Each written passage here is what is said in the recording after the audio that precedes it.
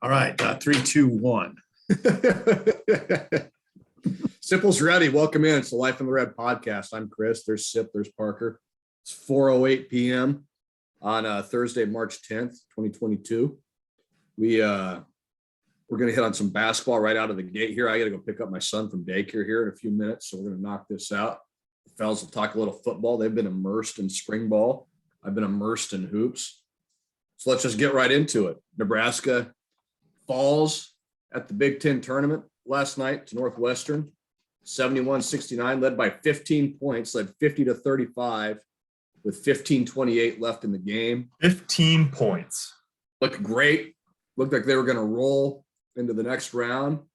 And then Northwestern threw a zone at them, and it's like they had never seen a zone before. And the lead was gone in about 3 minutes. It was a 14-0 run in a little less than 3 minutes, and then it was a tight game the rest of the way. And we kind of got the full Nebraska basketball experience, right? Like they played great, like they haven't at the end of the year, about the first 25 minutes. In the last 15, they looked like the team that lost 21 games coming in. And we saw it even on the last two shot attempts, two guards just kind of careening into the lane and bouncing off bodies and not getting up a good shot. And you lose and the season's over. So that's where it is. Nebraska finishes 10-22. Kind of a weird finish. They play so great those last three games. They played great for a half of the game against Northwestern, and then just kind of all falls apart. So at the end of the day, it's a 22-loss season. There's not a whole lot of good you can say about it, but Nebraska at least made it fun for the last couple of weeks, and it was just kind of a disappointing ending. I got a question that you guys could answer, Baz. Yeah. I wasn't keeping play-by-play. I watched the game in its entirety. How many possessions do you think it required Nebraska to adjust to the zone that Collins threw out there? It looked like a 3-2 zone. How long do you think it took Nebraska to adjust to it? Well, I'm serious. Yeah, I don't know if it was. I don't know how many possessions. It was a few minutes. They got pretty stagnant. They finally, I'm going to get the play-by-play pulled up here so I can kind of get an idea. Look, they were at 15 with 15:28 left. They were at 15. They made 4 field goals the rest of the game. So, but Northwestern wasn't in the zone the whole rest of the way, were they? No, they weren't. The Nebraska eventually got him out of the zone, and right. So, but it took. I mean, it took some time. Northwestern was back in the game by the time. It was a great move by Collins. Yeah, it was. They brought in, I forget the kid's name off the bench, and put him at the top of that 3-2 zone, just kind of a long kid, long arms. And Nebraska's had a lot of trouble getting into the middle of it. When they did, they got some scoring opportunities. Verge hit a floater. I think McGowan's got one in there.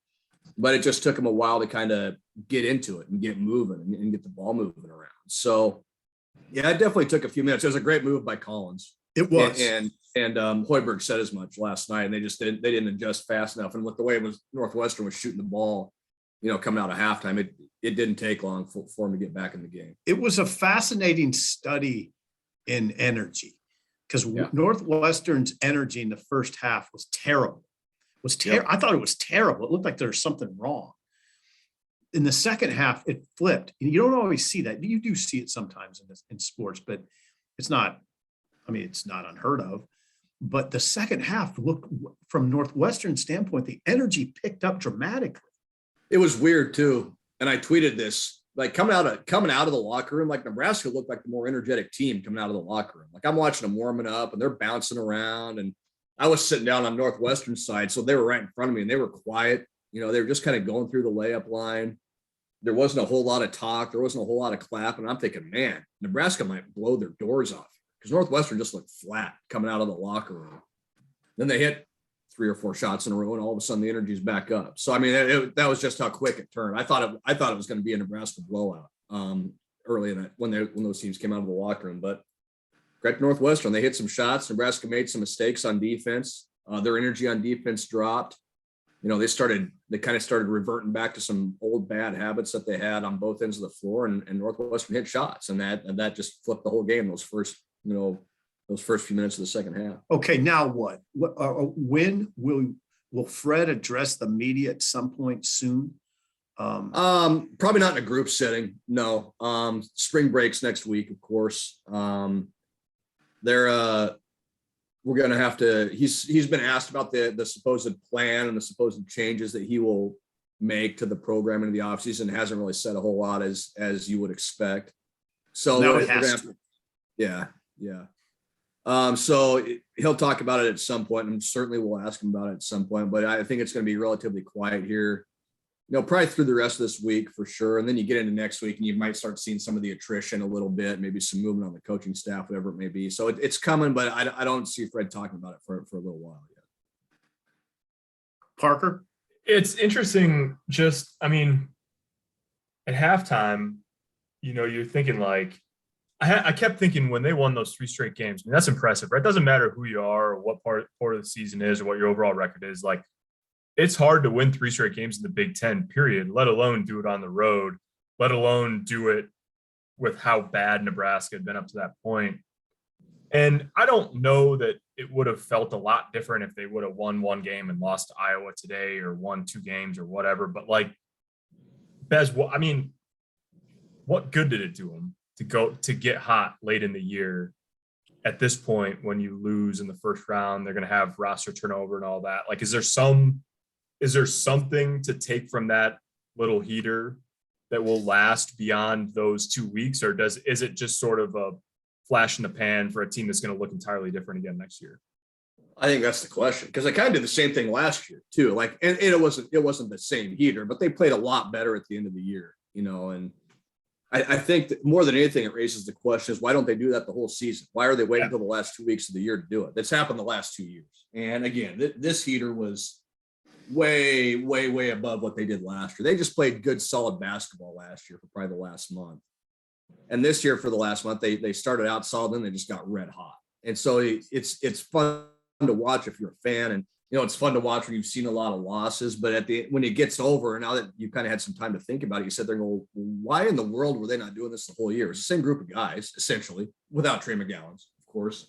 But you also beat Wisconsin without Bryce McGowan. So missing one guy shouldn't make that much of a difference, you wouldn't think. So to me, I don't know that it makes a huge difference, like you said, with roster attrition, with any potential staff changes that may or may not happen, with potential how you play the game, that sort of thing, if there's any changes there. So I don't know. I just think it raises the question of why does it take these teams so long to get going? I think it comes back to your original point. It's roster attrition, right? Like, you're resetting every year. Yeah, exactly. And I think there's an obvious answer. They had a better core this year. I think they returned like 70% of their scoring from last year to this year, but you're still breaking in a lot of guys. Now you're looking at potentially losing at least 4 starters off of this team, maybe 5, and probably a bench guy or 2 as well. So you're going to essentially be resetting again for the most part, unless you can, convince Trey McGowan's and Derek Walker to come back and run it back again for another year. So, yeah, I don't know. To me, it's nice, and it shows that you can do it, and it shows those young guys that you can do it. So maybe you take that and you can point to that when you're in the off season and doing your training, and you turn that into a positive. But from the outside looking in, to me, it just screams like, where was this all year? Why did it take so long? If I were a Nebraska fan, I think I don't know that it would be a major concern, but a bit of a concern to me would be how much the bar has been lowered. Where I will hear fans say things like, man, next year, if Nebraska could just get to like 7-13 in the Big Ten. That's a lot of money to pay a guy to, in 4 years, make that minimal progress. Yeah. And I don't know, I guess. And, then what you always get is, come on, the program's never been successful, which is bullshit. That's a bullshit answer. I hate it, because they have had success. They've had really good teams in Nebraska that got to the NCAA and didn't do what they should have done. But the lowering of the standard here is a concern of mine. It's incredibly low right now. Man, if Nebraska can just win 6 in the league next year, what are we doing? Who gives a damn? I watch these teams like Indiana, make a beautiful comeback today to beat Michigan and get its program in the second half. get its program going in the first year of what's it's not a direct comparison. I get it. Indiana was in a better situation, but you see these teams doing what they do. And by the way, you see Northwestern. Collins is 10-2 against Nebraska. I mean, this sort of stuff is ridiculous. Yeah. Yeah. They've made this. Has he been there for like 7 or 8 years and they made the tournament? This was Collins' 7th year. They made the tournament once. This was his first Big Ten win since 2017, last night. In the tournament. Yeah. Come on. So, I mean, no, I don't disagree with you, Sip. It's just, I just don't really know what to think yet until we see what these changes are. It's so hard to know, like, does Doc come back? Does Matt Abdelmassih come back? Does Armand Gates come back? Do you change the way you construct a roster, build a roster? Do you change your recruiting approach? There's just so many variables right now, the day after the season's over, that it's hard to say. But your original point stands, Simple. Like 7-13, like, oh great, big deal. So you finished 10th in the conference instead of 13th. And if they had done that this year, then maybe okay, you're around 500 for the season. Sure. It's a little different story. But yeah, I think it's these next 2 weeks, 3 weeks, whatever it takes. Well, and not that they'll answer a lot of questions for us, but it'll maybe give us an idea of what direction this is going to go. Yeah. Better assess it. The parallels to football go beyond just the fact that Trev Alberts restructured both Fred Hoiberg and Scott Frost contracts, right? I mean, the thing that was weird about thinking about Scott Frost when he said he knew he needed to make changes, part of that conversation is like, the further you venture from the core of how you've done things, on the one hand, the more it's going to seem like, wow, he's really embracing change. Wow, he's really willing to examine this and maybe do something really different. But also the more you're going to be likely to say, like, wait a second, so you're just going to change everything? Yeah. Like how we're is going to that reset this now? Yeah. How's that going to work? Right. So you're just going to go away from everything or a lot of things that's a great done point. before. And that's fans are going to say, hey, this is great. Fred's going to play a different way. Maybe he's going to build a roster a different way. He's going to recruit a little differently. All this, just like Frost, revamped his entire offensive staff, found a guy to call the plays, going to be more of a CEO. Like, the bigger the change, the more fans on the face are going to be willing to say, like, wow, hey, look, he's really going for it. But at the same time, like, what have we been saying all along about football? No matter what, no matter how good the coaches are you hire, no matter how solid the idea is, still feels a little bit like a long shot that you're actually going to pull it off in one off season and just have it take off. So it's sort of it's not exactly a catch-22, but it's a tough spot to be. You're asking a coach who's done things one way to like totally re-engineer it and have it work right away.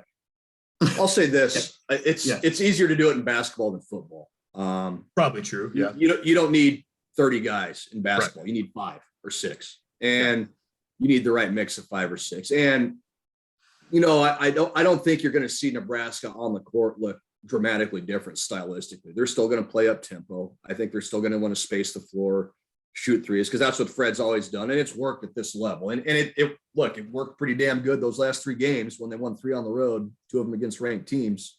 So the system, the actual basketball part of it, I think can work. But you've got, I think where you're going to see the major changes are they've got to do something about how they build the roster to have more continuity.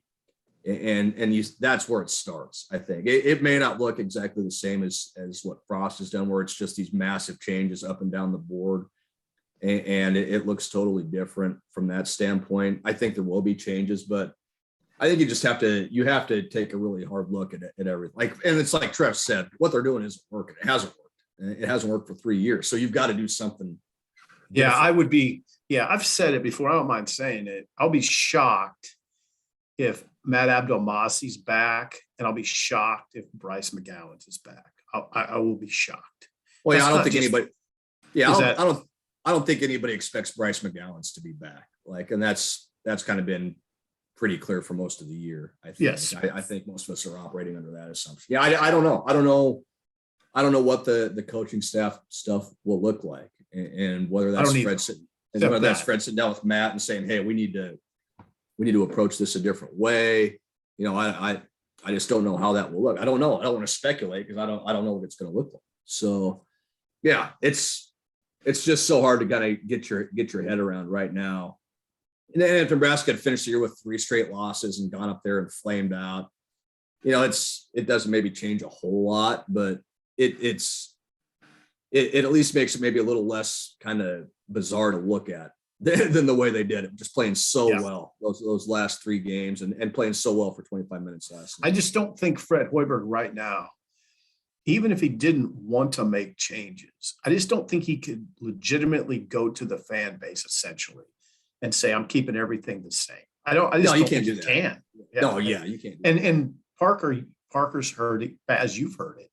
His boss has said, Trev Alberts is big on this notion of if you're not winning, you just can't keep doing the same things and expect different results. Yeah. So Fred will have to change. He'll have to make, I'd say, significant changes to appease his boss. But I think just as importantly, to show the fan base that he's doing something. I mean, how much patience can you ask for? I mean, yeah, the same question applies to Frost. Now, he made major changes, though. And he still doesn't have much time. We all agree that Frost has to get it going quick. Yeah. The runway for Frost is short. Now, will it be that way for Fred next year? I imagine it will be. I think Fred's got to make a big jump next year. Yeah, it'll be interesting. I hate to cut this short because it's good talk, but I got to run. So okay. Thank you. I'll turn it over to you guys. We'll touch more on this next week. Maybe we'll know a little more then. But at that point, I'll just turn it over to you guys now. All right. Say hi to featured podcast guest Palmer for us. Will do. Yeah, we missed Palmer on this one. He misses you guys too, terribly. All right. God bless you. Welcome home. Welcome home. Yes. Yeah. Do you want? Is there any? I mean, do you want to tie a bow on the hoops conversation? Simple. I mean, it's sort of. Well, how about yeah, we can tie a bow on it. I've wondered if I thought. See, now I will tell you this, Parker. I thought Nebraska would make a run at Indy. I was surprised by the result. I was really surprised by that result yesterday. I thought Nebraska would win the game by 10 plus. Yeah. And at halftime, with 15 minutes left, I felt pretty good. I'm still a little bit startled that they couldn't hammer home that win. Yeah, I told you before, yesterday when we were at football availability before the game that I thought Northwestern would win. But man, I mean, the way Nebraska played early on, you're like, you've seen it enough times this year where they play good for a while, or even more than like playing a good stretch of basketball for a while. It's sort of the flip side of like, you've seen those just go into these like cataclysmic periods of 6 or 8 or 10 minutes. And so even at halftime, that's sort of floating in the back of your mind, like, but it didn't look like it was going to happen. Nobody said, "Oh, it looks no like indication." No indication it happened. Wasn't. They were playing really good, and they were making shots. And Verge, I think Alonzo Verge. We talked about this last week, and Baz wrote about it as his advance for the game and all of that. But like, for as much crap as a guy took early in the year, he really played good basketball down the stretch. And he's last 9 games, Parker. Last 9 games, strong. And then last night, you look at, late in the game, when it was tight and when it was back and forth and the ball was in his hands a lot. And, I'm sure he wants to have the one back where he just put his head down and tried to plow to the rim. But, at one point he was standing at the free throw line. They showed his line and it was like 21, 9, and 7 or something like that. It's like, man, that's not, you don't just roll out of bed and do that, in high level college hoops or high major college hoops. So, I think he deserves a lot of credit. It's sort of like, this is a very odd comparison. The situations are really different, but his late season surge in a way, this is a very weird, it was a little bit like Luke Gifford in my mind. You know how by the end of the 2018, interesting, yeah. By the end of the 2018, I don't know if Luke had the same like ups and downs necessarily, but he was emerging to such a degree that you were like, man, if there's one guy you could see play one more year with that defensive coaching staff and think about the jump he could make. That's sort of like Verge. Like, he gave a lot of credit to Nate Lenzer and the way that he was starting to come on in terms of like playing point guard. You just I know he's 6 years in college. He doesn't have any eligibility left, and I'm sure he's maybe ready to go do something else. But he's the guy who you're like, man, it'd be interesting to see what one more year. Well, I thought he was. I mean, there weren't many guards in the league that could stay with him late in the season. I mean, he was getting a lot of what he wanted. I don't fault him for the play late where Boo Buie stepped in front of him. It was somewhat predictable. He heads down that rail a lot, on the right side. That's kind of his go-to. And Boo Buie, I wonder if you ask Boo Buie, if Boo Buie would say, yeah, I was waiting for it. If that play is at all, if there's any inclination of his to drive, he's probably going to his right hand. He's probably going down that right rail. And it looked to me like Buie was waiting for it. Yeah. And just especially here he comes. I'm stepping right in front. If you're a good defender, it's probably in your mind, in part because you understand how hard the task is for the on-ball defender to stay in front of the guy. Like, right. Hey, be on sort of high alert, because if this guy puts, he's going to put the ball on the deck and he's probably going to go by the primary defender, right? So like you need somebody, he had that presence of mind to say, hey, look, we're going to need a secondary defender to step in and try to help. If you watch the play, Buie was he was on it. All he had to do was take a couple steps to his right and take the charge. It's amazing. Easy. I mean, that's the margin, right? In the Big Ten, that's the margin. I mean, on the other end, you had not alert defense going under a screen on Buie. Bryce McGowan's went under a ball screen on Buie and he canned a three with like 3 minutes left, I think, that was a huge shot in the game. So that's, that can be the difference between winning and losing, A, in March, B, like any given night in the Big Ten. All right, keep talking. I'm going to put bullet out. Hold on. We're down to one.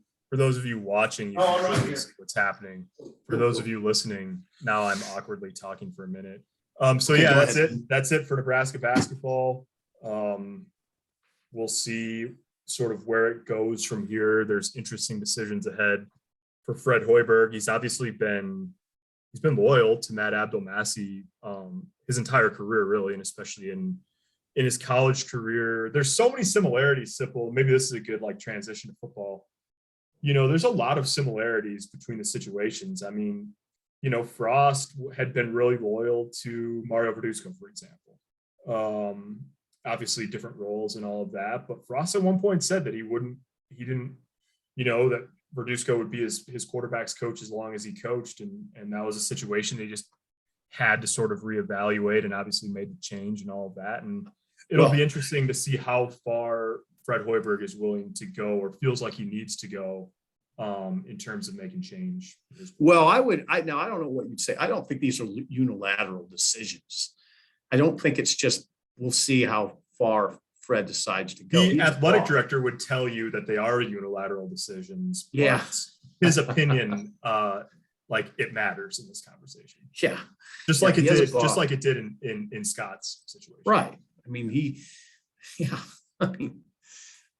there's gray in that conversation, obviously, but Fred's going to have to make some changes. That's in part because his boss is expecting him to, Well, it's sort of the part of this, like if Trev can say like that that's the coach's choices, but the coaches presented him with a plan that he either signed off on or didn't sign off on. Right, exactly. And so it's semantics, Parker. Yeah, the plan would not have been signed off on if it's like, I'm just going to keep doing what I'm doing.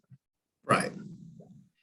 Yeah, they are the coach's decisions, but that coach isn't there if he tells them. I hope I'm not making it too big of a leap here, but if Frost would have held firm and said, I'm not making any changes, I don't think Scott Frost is the coach right now. I don't think you're making too big of a leap. Right. Yeah. Well, we're starting to see C is probably putting it a little bit strong, but we're hearing a lot about the effect of those changes in football, right? we interviewed some of those changes on Wednesday this week over there as we transition to talking about football for the rest of the podcast here, or most of the rest of it. Heard from Mark Whipple again, second time this spring. Heard from the quarterbacks, including Casey Thompson and Chubba Purdy, the new guys on campus, Logan Smothers and Heinrich Harburg as well.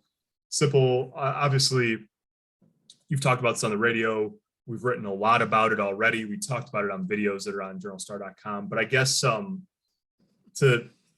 don't know, try to find some fresh ground here for the podcast.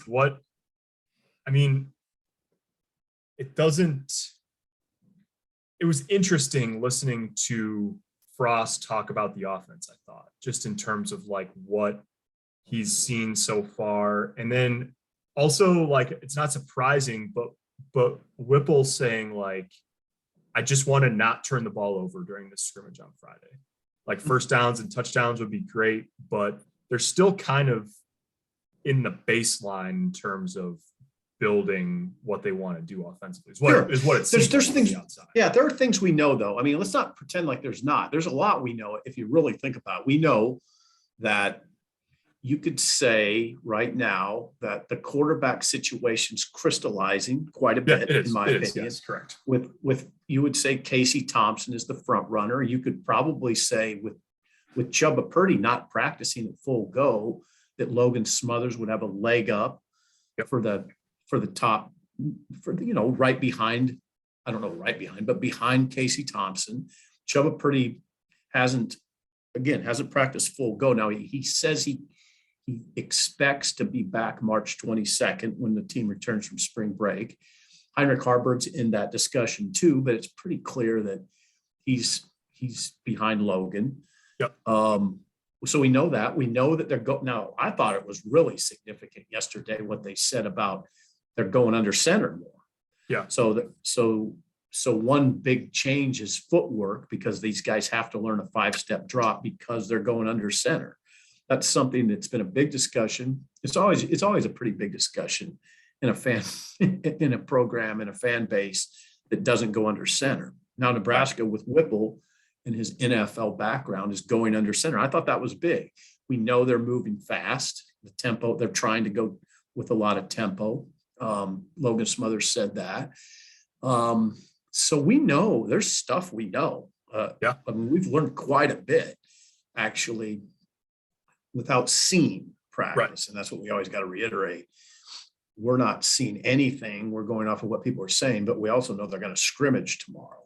And we also know that Casey Thompson said yesterday that they've made enough progress that he almost feels like they could play a game. Now I don't know what to think about that.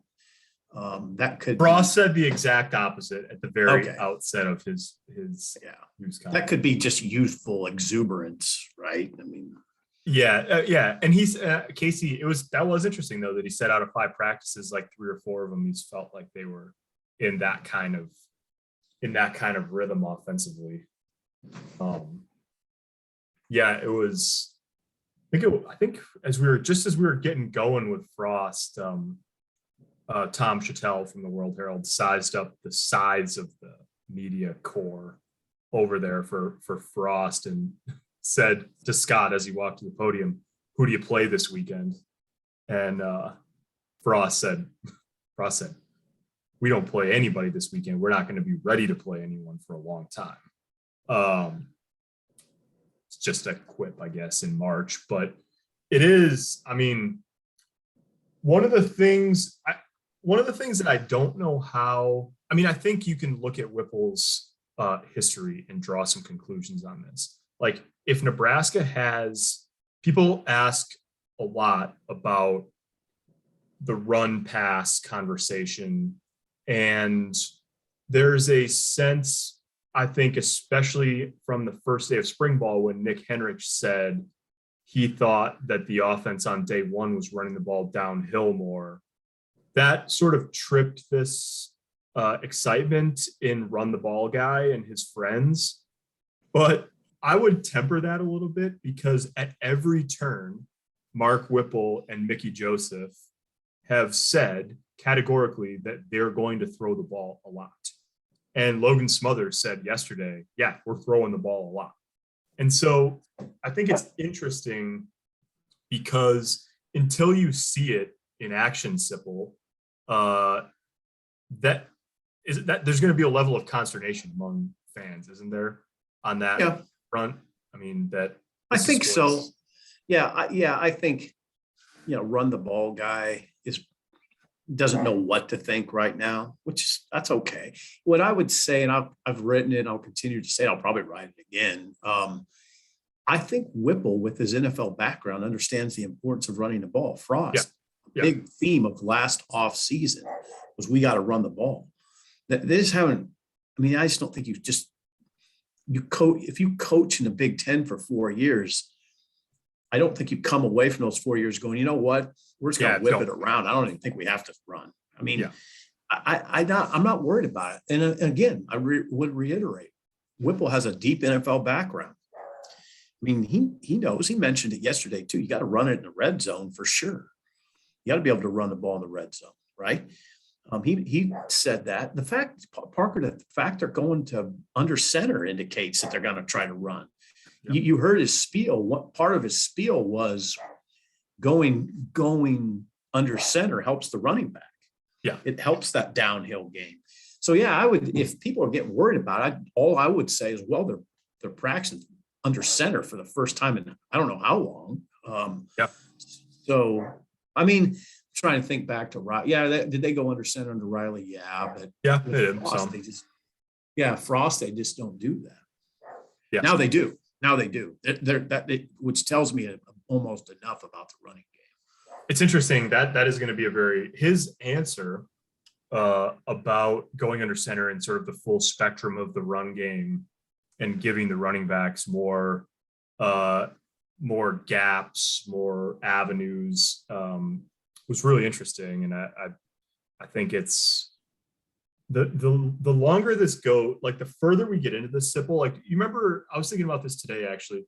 Remember in November when Frost fired the 4 guys, and then we talked to him in the middle of a week, like on a Wednesday or something, and he was talking about why he made the changes he made or fired the guys he fired and what he wanted to see and what he needed. And there was some real skepticism at that point that he would actually turn the keys over offensively. Like, I think that was part of the conversation. Like, well, he's not really going to give up play calling duties, is he? Like, he might say that, but like, what have you learned? Yeah, he did. I mean, he really did. Like, a lot of the run game stuff, some of it, especially the stuff out of the gun, like schematically, I think it'll look different. Like, we've heard that a little bit, like a lot of stuff that Frost likes in the run game is going to stay in, especially some of the quarterback run stuff. But I don't think at this point, and we'll see what it looks like, but with all of the things that we've heard so far this spring, if I were to guess right now, since we haven't actually seen it, I'm going to guess that this is going to look like a Mark Whipple offense more than it looks like a Scott Frost offense. Yeah, with Whipple running it. Yeah, one of the things that's become clear, and I think people probably picked up on it, but it might be okay to mention that you always hear this coming from players and assistant coaches that Whipple's in charge of the offense. Yeah. What have you heard from Mickey Joseph, for instance? We want Frost. We hope Frost pokes his head in and gives us input. Right. Well, I mean, yeah. So that indicates to me that there's somebody else in charge, right? Right. Yeah. And I just think, go ahead. Yeah, that's become clear, but sometimes things become clear, especially like when you're around it all the time. And I think sometimes it's worth stepping back and acknowledging that in November, I don't think I would have told you, on March 10th, we're going to be talking about somebody else's offense. Oh, absolutely. I don't think you would. That would have been a guarantee at all on November 10th. No, I think you have to step back sometimes, or a lot. You have to really step back in this market because we talk so much, and there's so much coverage. But I think you're absolutely right. I know when we were sitting down with Trev in November, what was it, right? November 9th, right after the changes. And he was talking about this CEO role. Yeah. My first thought was, is Frost really how much is he going to want to step back? Right. Well, it appears he has talked himself about going over to the defense in practice, which he says he didn't do a lot of. He's done it before, but not, he feels more comfortable doing it now. He talked about going and working with other groups. Doesn't have to stay with the offense all the time, because why? Because Whipple is in charge of the offense. Right. I mean, that's it. I mean, I know, no, you're right. I don't know that we could have said that definitively in December or whenever, but now it's March, whatever the hell, March 10th. Yeah. And I think you can say Whipple is in charge of the offense. Yeah. I just think that's I just think it's sort of interesting that it's revealed itself that clearly. Now, Frost is still involved, obviously. He's the head coach, everything, like Mickey said the other day, at the end of the day, any CEO, pretty much any CEO in this world is the CEO, because he makes all the final decisions. Right. But how can you make all the final decisions on everything if you're not plugged in on everything? So that's, CEO role probably makes sense. Parker, I've said it to you in the last couple of years. I'm much more comfortable with the CEO type coach than I am a play caller. Mm-hmm. With a guy like the guy at the Bears, it was always, a lot of guys are like this. They're buried in the play sheet. I just don't think of them as head coaches. Yeah. The guys who call plays on offense that have their heads buried, it's hard for me to think of them as head coaches. Even though Sean McVay, did he call plays for the world champion Rams? He seems to make it work well. Yeah, Ryan Day seems to make it work pretty well. Yeah, guys do. Well, we'll see about Ryan Day, by the way.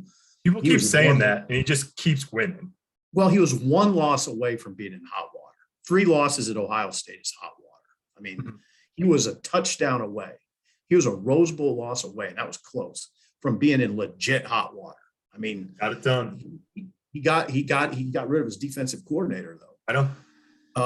And he hired a guy with 35 years of experience who's going to call the defense.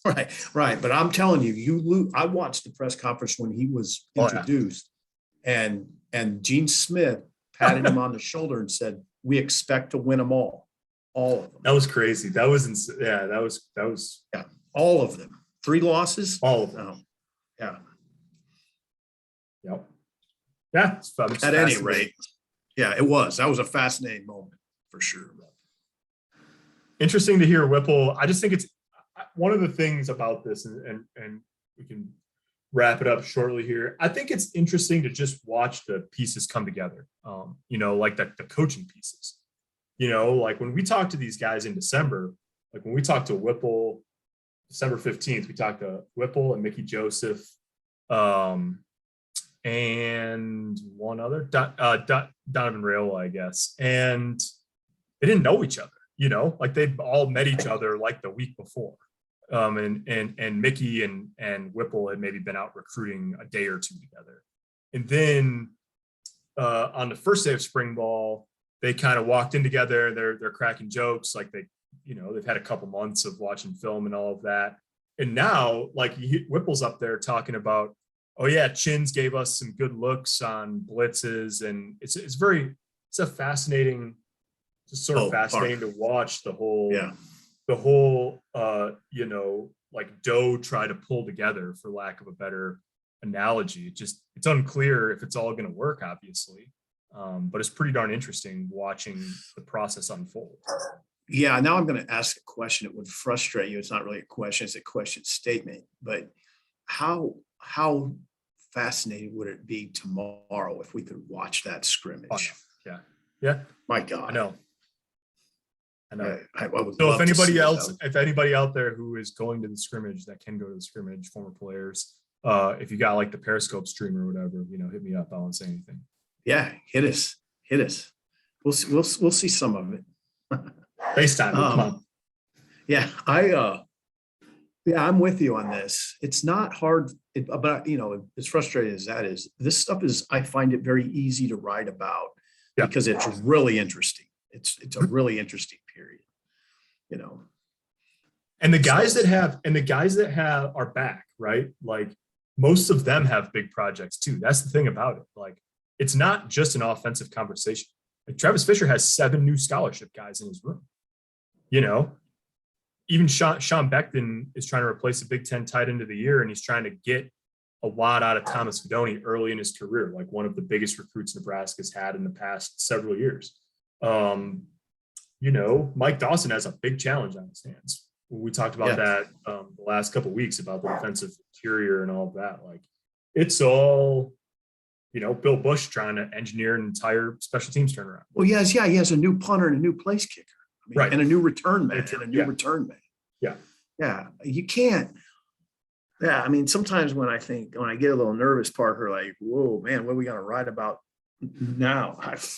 Come on. I mean, it can't be that hard. Right. Mm-hmm. Yeah. And I also think people like readers, viewers, listeners, consumers of our content shouldn't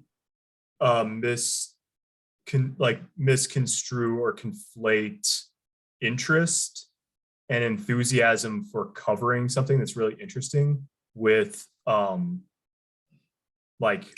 expectation of success. Expectations that's going to work. Yeah. It's fascinating. No. I have Open-minded. no idea. I have no idea if it's going to work.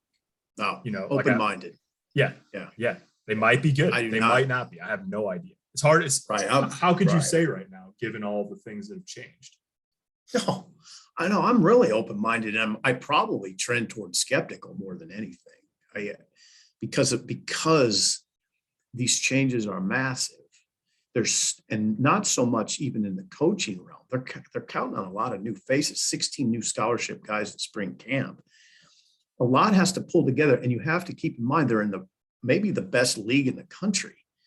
And we all pretty much agree, I think it's the best coached league in the country.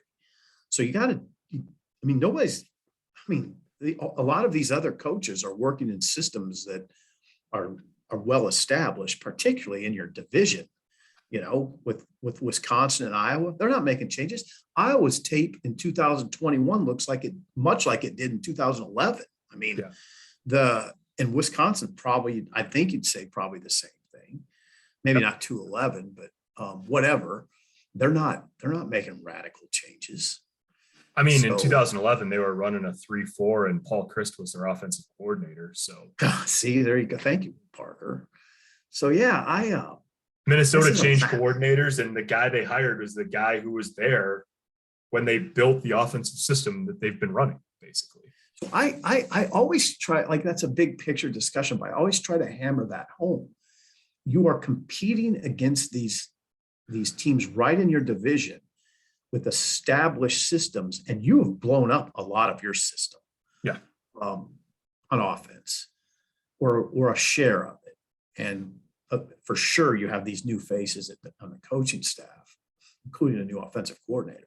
So that's what you're battling. Think about Northwestern. They lost their defensive coordinator, Hankwitz, and it hurt them last year. But I mean, this is Fitzgerald for 14 years, right?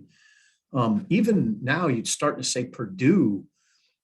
I mean, there's continuity at Purdue, and it's showing.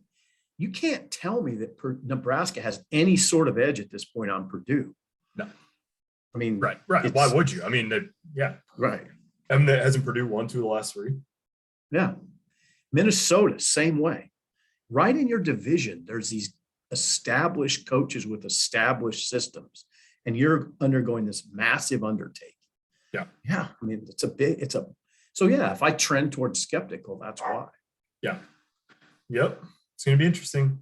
4 weeks to the spring game. I guess this sort of is worth pointing out. Nebraska, no spring practice next week. They're on spring break.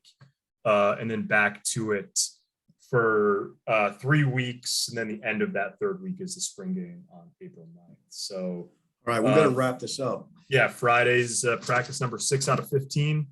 They're rolling forward.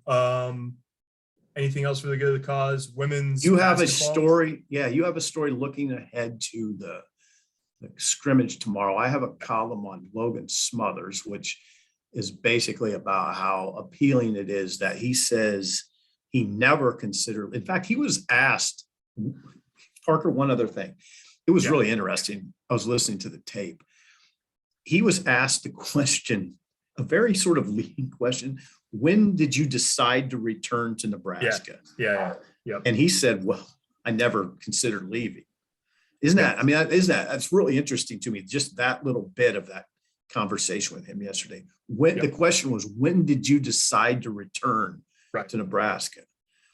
Well, the answer was, I never considered leaving, and I'm here for the long haul. That's what Smothers says. That's a very appealing answer in this day and age. That he says, I'm here. This is what I want. Competition. I love it. Yeah. So I really like the kid. He doesn't overstate things. He doesn't appear to be an overthinker. And I have a lot of regard for Logan Smothers. Yeah, so do I. I mean, he's been. I think it's worth remembering. Like, he committed to Frost. He verbally committed to Frost before Frost ever coached a game at Nebraska. Like, that's how long. Even though he's going into his third year in college, but he legitimately verbally committed in like June of 2018, before Frost ever coached a game, and he's not, as you said, he has not wavered on it. He's got as much playing time essentially. He and Purdy, different skill sets a little bit, but they have roughly the same amount of playing experience, similar situations. They both started a game, injury situation, have some time in other games, but are mostly unproven. And I think that's a pretty good. We'll see if Harvard can make a big jump, but Purdy versus Smothers would be a pretty good race for the number 2 job. Yeah, and I'd say Smothers has a leg up right now because he's available. Yep, no doubt. Yeah, I think we'll call it there. Women's hoops obviously bowed out in the semis to Iowa in the Big Ten tournament. Selection shows on Sunday. Amy Williams and the crew surely are going dancing. We'll find out Sunday what the seed line and where they're headed for the quad. I was talking to your partner at the Sip and Sam showdown there, Sipple. Ames, Iowa would be interesting. Iowa State, Iowa, and Nebraska on a little quad there. In Ames, that would be an interesting one. That was Sam's. Oh, that'd be fascinating. Yeah, Nebraska and Iowa State had quite a history in women's basketball for a period when they were in the same league, obviously. But they were great battles. Great battles. Is that when you were on the road on the women's hoops beat? Oh yeah, used to go to Ames quite a bit, cover those games. Yeah. Someday we're going to do an entire podcast that's just stories of you on the road covering women's. Well, it was one story that I tell all the time, and it's how that Sipple's Lost T-shirt came to be. I was young, Parker. I was in my 20s, and when I left town, it was one of those March days. It was incredibly warm, like it was 90, 80 degrees. And all I took in my truck was I had a tank top and a T-shirt. And I had the tank top on driving over there. Hey, you were going to Ames? Going to Ames, yeah. My pickup, and I had an old pickup at the time. And then when I came out of the arena in Ames late that night, the ramp going up to where the parking lot was covered in ice. You could hardly get up the ramp walking, and the wind was blowing about 60 miles an hour, and the temperature had dropped to about 12. I didn't have a coat, and my truck was in bad shape. And all I could think was, if this truck dies on the interstate, I'm dying on the interstate. Yeah, it's right. It's just late at night. Stephen M. Sipple coming back at 1:30 with no coat. Yeah, it was a disaster. It was largely a disaster. But yeah, that was that was. So did you actually lose your T-shirt? No, I don't know why. I don't think that. No, I had the T-shirt. Got it. But that was the story that spawned. Yeah. That's all I had was a T-shirt and a tank top. Well, if you learn nothing about basketball or football on this podcast, at least you learned that. Yeah. So there you go. Thanks, Parker. You bet. Get right. Good one. We'll have Baz back full time next week. Obviously, he's just getting back from Indianapolis today. A lot of stuff coming down the pike, both spring football wise and obviously hoops wise. Women still playing, men in for an interesting few weeks. So we'll call it there for Sipple. I'm Parker. Thanks for listening and watching. We'll talk to you next week.